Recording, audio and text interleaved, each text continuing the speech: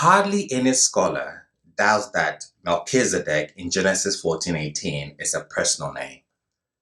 The question, however, is whether the same two words present at the end of Psalms 110 verses 4 presents the same or a similar personal name.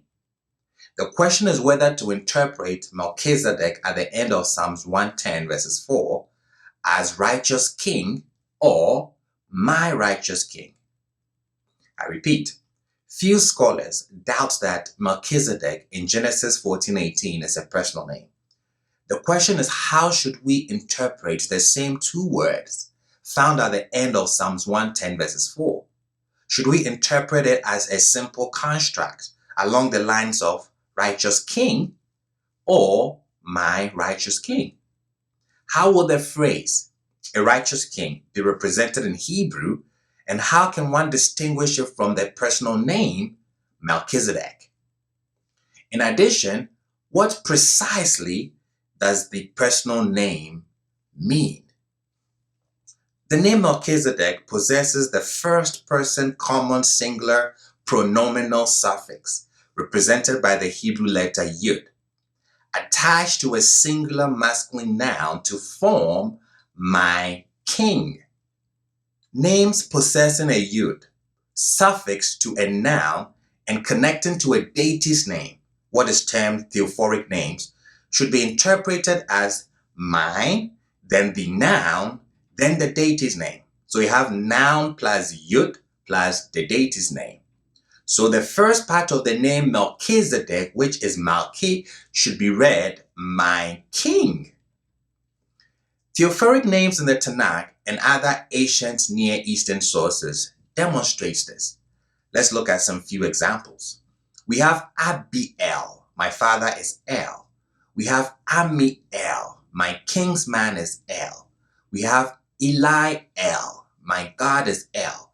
We have Adoni-Yahu, my Lord is Yahweh.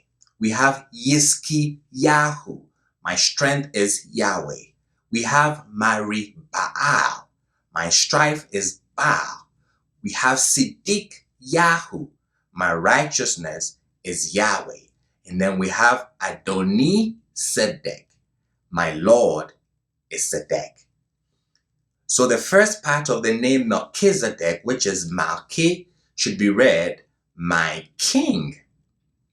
The next question is whether the second half of the name Melchizedek, which is Sedeq, should be read is Sedeq, the Canaanite deity, or read as is righteous. To figure this out, we have to look at other names in the Bible and also extra biblical evidence with the same elements.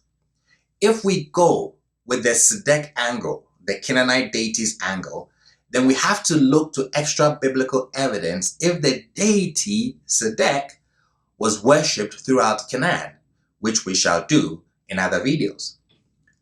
The second element of the name Melchizedek, which is Sedeq, should be read as the deity of Canaan, rendering the name my king is Sedeq. What is the evidence from the Tanakh? Well, the Canaanite king of the Jebusite city, mentioned in Joshua 10:1, supports this. We read, when King Adoni-Sedeq of Jerusalem learned that Joshua had captured Ai and proscribed it, treating Ai and its king as he had treated Jericho and its king, and that, moreover, the people of Gibeon had come to terms with Israel. Now, the author of Joshua is unlikely to prescribe or describe a foreign king, an enemy of Israel, as righteous, making the name Adoni, my Lord, Sedeq, is righteous. No, Adoni-Sedeq here means my Lord is Sedeq, the Canaanite deity. We will look at this deity later, but Melchizedek in Genesis 14:18 is best interpreted as my king is Sedeq, the Canaanite deity. Now come back to the text, Genesis 14, and pay attention to the divine epithets used in the narrative.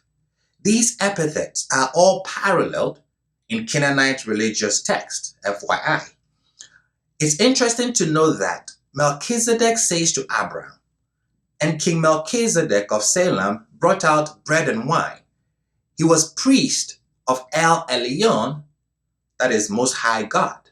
He blessed him, saying, Blessed be Abraham of El Elyon, God Most High, creator of heaven and earth.